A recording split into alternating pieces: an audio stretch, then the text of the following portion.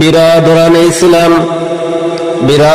ইসলাম আগামীকাল 28 নভেম্বর রোজ শুক্রবার বিকাল 2 ঘটিকা হইতে পরদিন সকাল 8 ঘটিকা পর্যন্ত পশ্চিমিয়া হাওড়া সাইফুল হুসাইন জামে মসজিদের বার্ষিক ওয়াজ মাহফিলের আয়োজন করা হইয়াছে।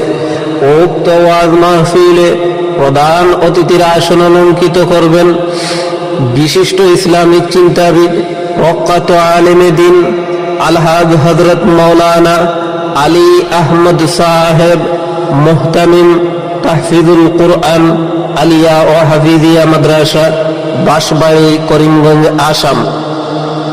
প্রধান বক্তা হিসেবে আসন অলঙ্কৃত করবেন বিশিষ্ট ইসলামিক চিন্তাবিদ হযরত মাওলানা জিয়াউর রহমান সাহেব, শিক্ষক বটরশী কওমিয়া আলিয়া মাদ্রাসা করিমগঞ্জ।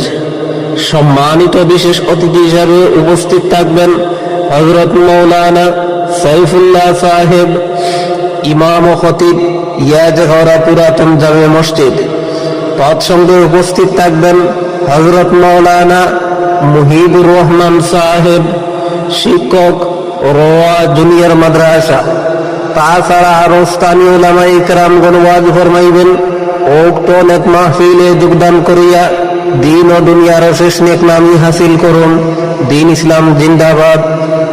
পশ্চিমিয়া হাওড়া সাইফুল হুসাইন জামে মসজিদের বাৎসরিক ওয়াজ মাহফিল জিন্দাবাদ।